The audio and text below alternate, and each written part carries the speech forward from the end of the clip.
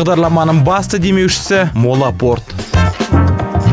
Алматы күні жақындап келеді. 2009 жылдан бері қыркүйек айының 3-ші жексенбісі Алматы шаһарында қала күні болып белгіленіп тойланып келеді. Бұл жылы қала күні алдағы жексенбі 17-ші қыркүйекке тура келіп тұр. Шоу-бизнес өкілдерін Алматымен не байланыстырады, қандай естеліктері бар? Эстрадамыздың жарық жұлдыздары осы туралы сыр шертеді. Алматы қаласы мен үшін енді мен туған қалам болмаса да, бірақ мен үшін өте ыстық, және менің ойымша басқа қалаларда жоқ дүниелердің көбісі Алматыда бар сияқты.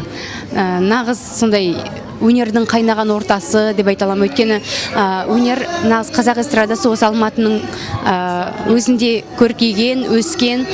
Мысалы, көбіне енді Астанаға көшкенмен бәрібір өнер ордасы бәрібір Алматы болып қалады. Сондықтан менің алғаш қадам басқан, өнерге қадам басқан қалам да Алматы. Енді ол көркем қала екені сөзсіз, өте жылы.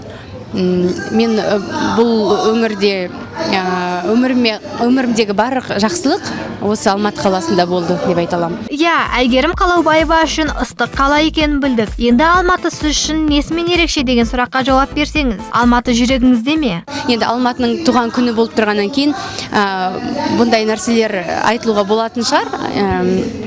Гүл қала, нұр қала, әдемі қала, алмасы көп қала.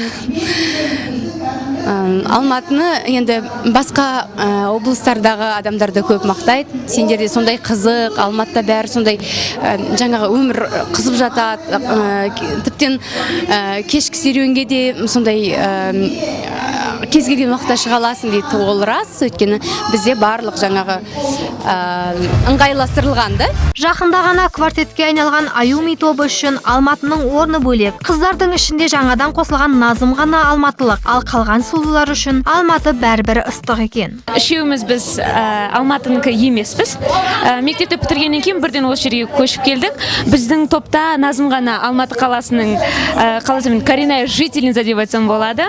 Маған Алматының бар жері ұнайды. Сүйікті жерім деп айтатын болсам, үй жағым тау, Әселге тау ұнайды. Саған не ұнайды? Тау, ауа. Жарайды, онда Аюми тобы тауды жақсы көреді.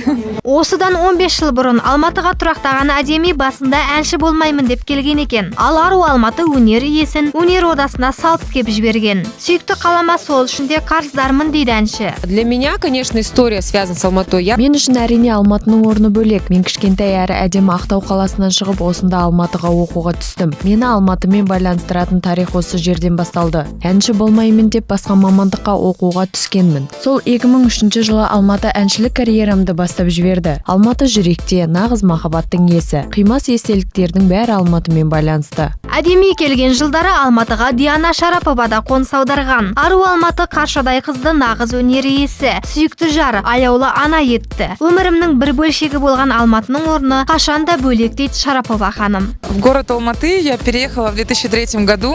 Мен Алматы қаласына 2003 жылы келдім. Дәл осы жерде менің мансап жолым басталды. Мен Алматыда әнші болып қалыптастым, ана атандым. Барлық бақытты шақтарым мен әдемі естеліктерім Алматымен тікелей байланысты. Қаланы басында карта арқылы аралайтынмын, ал қазір жатқа білем. Алматы барша алматылықтардың жүрегінде деп ойлаймын. Алматы әр адамның жүрегінде, әркімнің өз ыстық естелігі бар. Ал Музон арнасы Алматы тұрғындары мен қала қонақтарын алда келе жатқан қала күнімен құттықтайды. Қаламыз көркейіп, өркендей берсін.